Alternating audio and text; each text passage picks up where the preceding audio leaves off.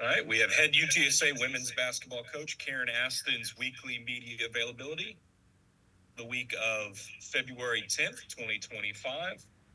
Roadrunners coming off a pair of victories over North Texas and Wichita State last week. This week they'll take on East Carolina Wednesday at the Convocation Center, Black History Month game. And on Saturday they'll host Memphis, a Valentine's game and a salute to first responders. Coach, you could start us off with an opening statement, then we'll open it up to questions using the raise hand function.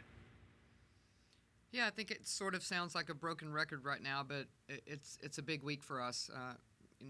We're counting down the days of how many home games we have left, and really looking forward to being back in the Convo. And these are two really big games we have coming up, as is really everything now. We're at a point now where every game is really critical, as they have been the whole time. Proud of our resiliency at Wichita State, but obviously I think we all know that we need to play a little bit better than we did up there. But it's tough to win on the road. Everybody's fighting for something, and I was proud that we were able to pull the win out. John? Coach, I think back to the game-winning block that Sydney had, and when you sort of look back at how you built this program and how you got from when you started to where you are now, how important was the commitment, the signing of Sydney to where you are today? I think it was really big just to be able to get one of a couple of local products to buy in really, really early. One that I think was very well respected in the community and had been on a winning program. They really had a great run her senior year, and just to be able to get someone to really make. I mean, she spoke it. She spoke it as far as wanting to help UTSA be better. I think she didn't come here thinking, oh, I'll just go for a year and then jump ship. I mean, I think everybody knew that she was committed to helping us be better, and it just sort of dominoed as far as the class that she came in with. I think they all bought into that, and she's been the lead in that area. Gary? Coach, you're 20-3, and being around y'all this year, I know you want your players to kind of enjoy this ride while they've got it going like this. But I was also wondering, how do you balance that? Because, you've got this, like you can call this the February grind, and you've got this grind going every day. How do you balance, you want your kids to enjoy it on one hand, but they've got to get in the gym and focus on individual improvement and the game plan and all that. How do you balance all that at this point of the year? Yeah, I think it's really tough, to be honest with you, Jerry. It's kind of a feel. I think this particular team seems to do better when your foot's kind of on the gas a little bit, and you have a sense of urgency in practice, no matter how long practice is, which none of them are really very long right now. But I think it's not a science. They're humans, they're kids, they have other stuff going on, and just to be able to find some type of balance between, get in the gym, work on your shot, don't lose your skill set, but keep fresh legs. I mean, it's not a science, and we kind of take every day as it goes and every week as it goes, kind of looking ahead to what the week looks like and try to lighten some of their loads, as far as some that maybe have logged a lot of minutes, kind of look at that a little bit. And, you really want to keep the other guys sort of in game mode on practice day. The ones that don't log as many minutes, they have to stay ready. And I think this group has done a great job of that. They enjoy practice for the most part, which makes it fun. And I appreciate how they've approached whatever we've given them. They don't seem to question what the day is going to bring, and I appreciate that about this group. John?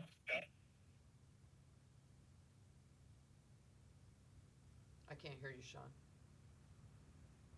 All right, sorry. You spoke about the physical part, but this time of year can be really tough from a mental standpoint, that you're pretty deep into the season, but you're still not very close to the conference tournament. Your team, in their comments, seem in a great place. Mentally, they seem to be focused on the goal and just excited for every day. What have you seen from that aspect?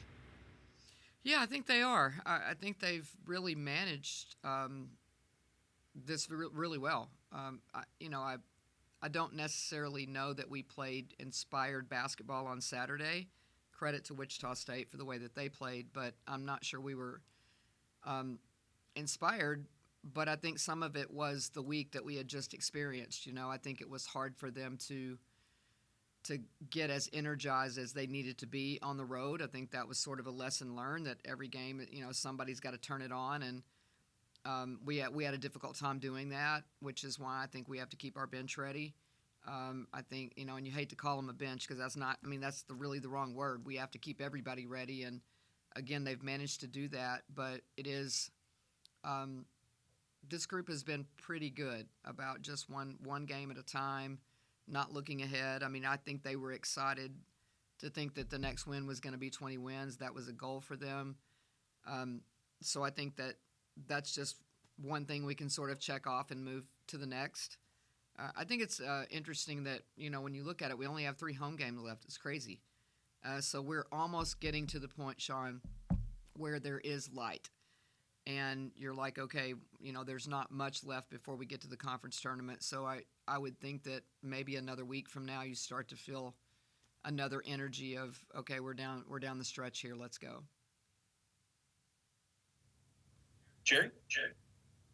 Yeah, Coach, I wanted to ask in regard to the East Carolina game. Do you see this game as kind of or do you want your players to look at this as kind of a business as usual type game, or would you want them to maybe think about East Carolina as the team that knocked y'all out of the tournament last year, ended your NCAA championship quest? Do you want them to look at it that way, or do you just kind of want to just business as usual? I don't think I have to say anything about what happened last year. Our team has kept that in their mind all year long since we started working out in June about the disappointment in that. So I'm not sure we have to talk about that. I think we're just really trying to stay in the moment. And Saturday's game was a reflection of you better stay in the moment. Everybody is jockeying for position. You just have to stay within that one game. You can't really talk about, this is what's ahead on Saturday. This is what the week is ahead. This is, there's no point. You have to stay in the moment. You have to take one game at a time. It's a coach speak, and I understand that, but everybody's playing for something right now, and I think that our team got a wake-up call with that on Saturday for sure. John? Obviously, much more that you want to accomplish, but 20 wins is an important milestone. When you took this job, the program wasn't anywhere close to achieving 20 wins. What made you think that this was a place that could be achieving the success that you are now? Probably the people that I've surrounded myself with. I have a really strong faith in the people that I work with every day, and I think that they're very committed, and I knew that.